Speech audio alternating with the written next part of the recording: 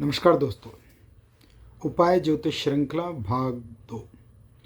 आज हम आपके साथ साझा करेंगे कि किस प्रकार से वित्त संबंधी, धन संबंधी समस्याओं को, जटिलताओं को ज्योतिष के द्वारा कैसे सुलझाया जा सकता है या कैसे उनके ऊपर विजय प्राप्त करी जा सकती है। पूर्व व्याख्यान में, पूर्व चर्चा में हमने आप लोगों के साथ साझा किया था कि धन किस स्थान से देखें, धन का अर्थ क्या है, धन और मुद्रा में क्या अंतर है, धन एवं स्थायी धन में क्या अंतर है, और साथ में मेष लगन के ऊपर एक सूक्ष्म संक्षिप्त व्याख्यान आप लोगों के साथ साझा किया था, जिसमें हमने ये समझने की चेष्टा करी थी, ये समझने का प्रयास किया था कि मेष लगन के जातकों के लिए यदि आय के स्रोत पीड़ित हैं तो क्या करना चाहिए, यदि आय के स्रोत अच्छे हैं किंतु एकत्रीकरण अर्थात लॉकर, बैंक जहाँ पैसा एकत्र हो उसमें किसी प्रकार की समस्या है तो क्या करना चाहिए, एवं यदि ये दोनों ही भली प्रकार से हैं, आय भी अच्छी है, धन आ भी रहा है, लेकिन स्थायी धन के रूप में जिससे व्यक्ति को स्थायित्वता प्रदान हो, एक भौतिकता प्रदान हो कि मुझे जीवन के अंदर मान, सम्मान, धन, स्थायी धन, संपत्ति, वो सब कुछ है, तो जिससे उसे स्थायित्वता प्रदान हो तो उसके लिए क्या करना चाहिए। तो उसमें हमने बताया था बृहस्पति से संबंधित उपाय मेष लगन के जातकों के लिए। ये एक सामान्य चर्चा है, किसी कुंडली विशेष के लिए और ज़्यादा इसमें गूढ़ता में जाया जा सकता है। सामान्य चर्चा में हमने कहा कि मेष लगन के जातकों के लिए आय संबंधी समस्या के लिए या कोष अर्थात बैंक के लॉकर तक पैसा आए और वहाँ जुड़ जाए, उसके लिए बृहस्पति गुरु महाराज के परिहार उपाय करने चाहिए। उसमें ये भी साझा किया था कि बृहस्पति के उपाय क्या होते हैं। गुरु व्याख्यान है, गुरु सेवा है, ज्ञान का विस्तार है, वृद्धजनों की सेवा है, एवं यदि बहुत ही इसमें सटीकता, प्रामाणिकता की तरफ जाए तो गुरु का अर्थ है जो मार्गदर्शन कर रहा है उसके संकेतों का पालन करें। वो मार्गदर्शक कोई भी हो सकता है, वो व्यापारिक मार्गदर्शक भी हो सकता है,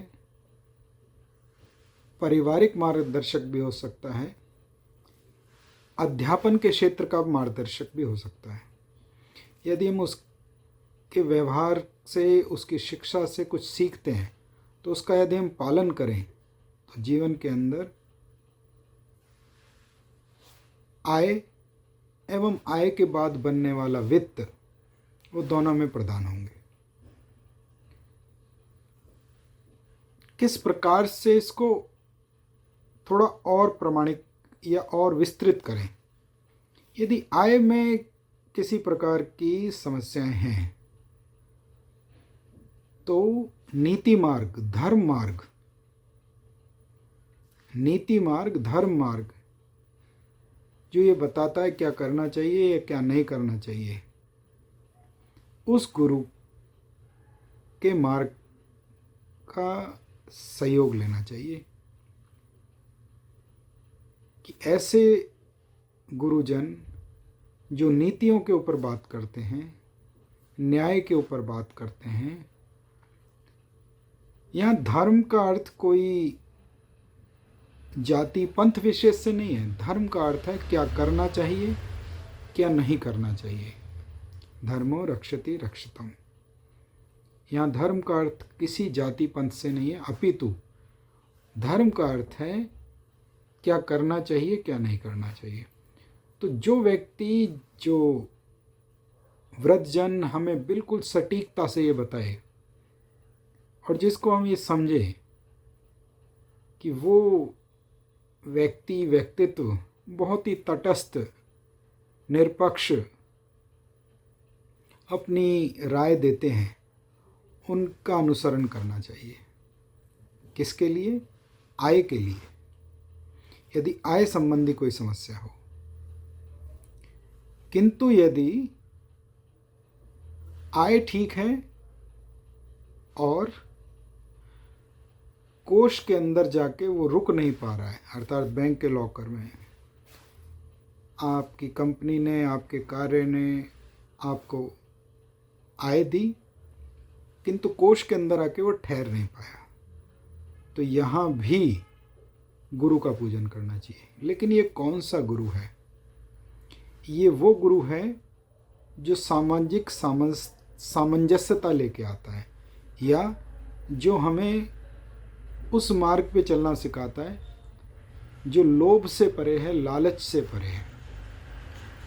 अब यहाँ दो प्रकार के गुरुओं में भिन्नता है।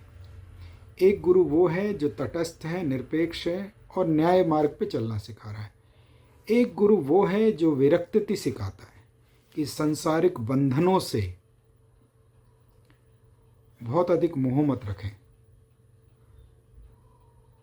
जीवन में दान, पुण्य, शांति, इसके बारे में भी सोचें।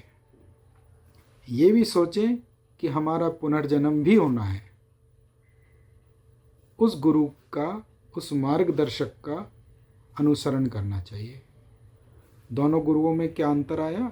एक जो धर्म के बारे में बता रहा है, जो नीतियों के बारे में बता रहा है, दूसरा जो विरक्ति, वैराग्य, इसके बारे में बता रहा है। यदि कोष संबंधी समस्याएं हैं तो जो संन्यास के बारे में बता रहा है, उन गुरुओं का अनुसरण करना चाहिए। जब हम किसी वस्तु, तत्व, इच्छा के पीछे दौड़ते हैं तो वो हमसे आगे दौड़ती है। तो दूसरा स्थान रोकने का है।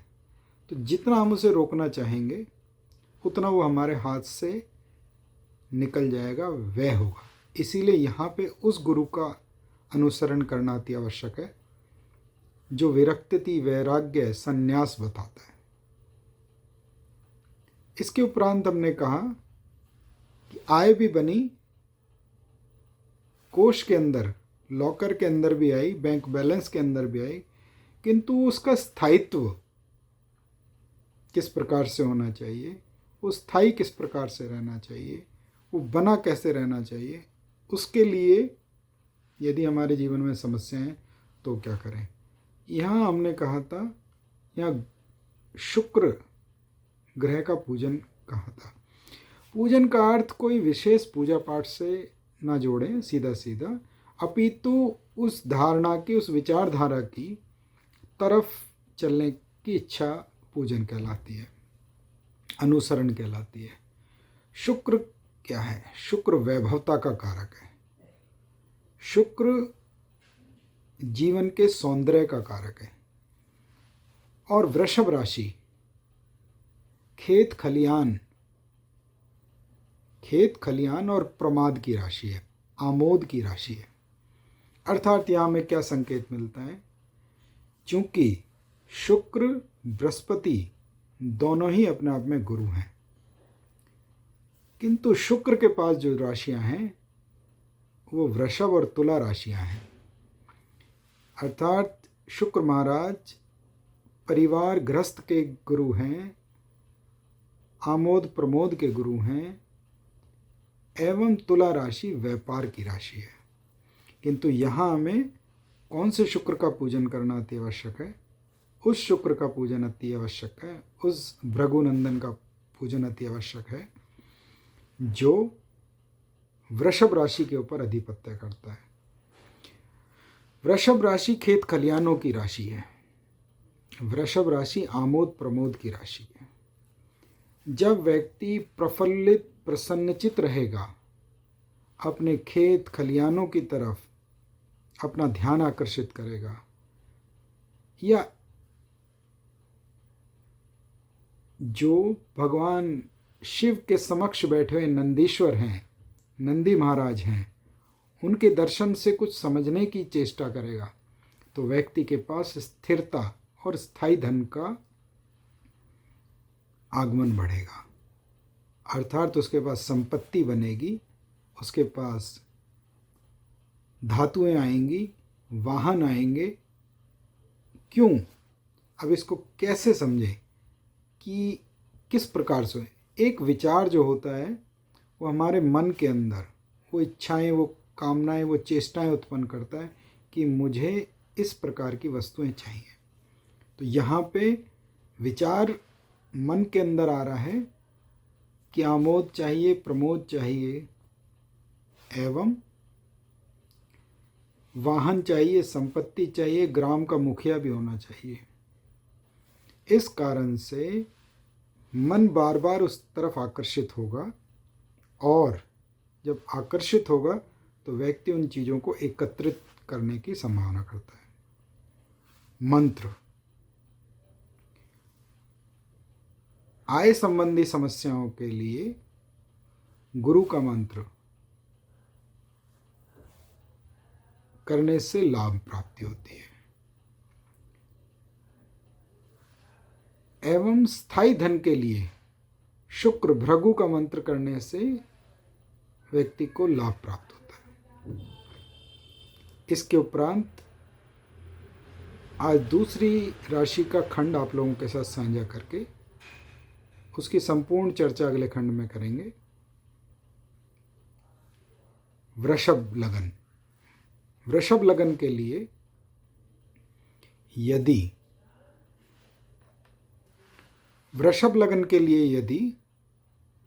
आय संबंधी समस्याएं हैं, अर्थात इनकम से संबंधित समस्याएं हैं, तो व्यक्ति को क्या करना चाहिए? वृषभ लगन के लिए यदि आय संबंधी समस्याएं हैं तो शनि का पूजन करना चाहिए,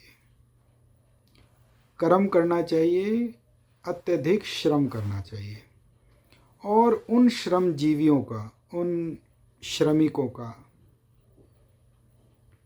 जो निरंतर मेहनत में, प्रयास में लगे हुए हैं, उनका मान सम्मान करें।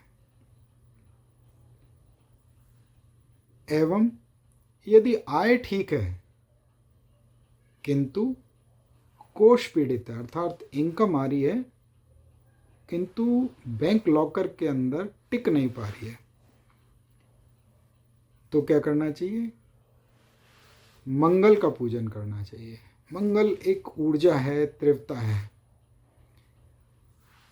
मेष लगन में वैराग्य पूजन था, किंतु वृषभ लगन में आक्रामकता है, अर्थात निरंतर प्रयास करना चाहिए। व्यक्ति को यदि बैंक के अंदर आय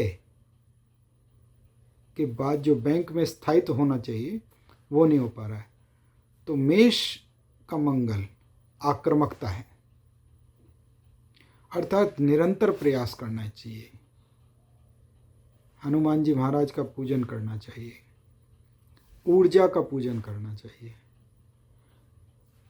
आय भी ठीक हुई और कोष के अंदर भी धन आया, तो तीसरा खंड बचा स्थायित्व में, अर्थात संपत्ति कैसे बने, उसके लिए बुद्ध का पूजन करना चाहिए।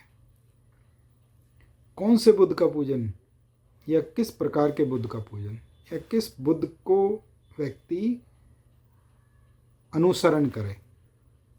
यहाँ वो बुद्ध है जो लोगों को लोगों से जोड़ता है।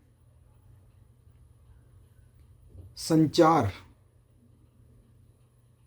ये बहुत ज्योतिष के दार्शनिक विचार हैं, और इनमें से जो ज्योतिष के जानकार हैं उनके लिए अपने आप ही बहुत सारी परिहार की उपाय के खंड आपको मिल जाएंगे, और जो ज्योतिष में नए जिज्ञासु जुड़ रहे हैं उनके लिए भी इसमें खंड मिल जाएंगे। तो क्या करना चाहिए? संचार उत्पन्न करना चाहिए, लोगों से मिलना चाहिए, मिलाना चाहिए। ऐसे कार्य करें जहाँ दो लोगों को जोड़ने से कार्य बनता हो। तो हमने वृषभ लगन के बारे में और मेष लगन के बारे में आप लोगों के साथ चर्चाएं करी। इससे अगले खंड में मिथुन लगन के बारे में आपसे चर्चाएं साझा करेंगे। अपना और अपना बहुत ध्यान रखिए और प्रयास को सराहिए, संवाद कीजिए, कमेंट कीजिए। यदि कार्यक्रम अच्छा लगे तो पोर्टल पे, मंच पे अपने विचारों को साझा कीजिए।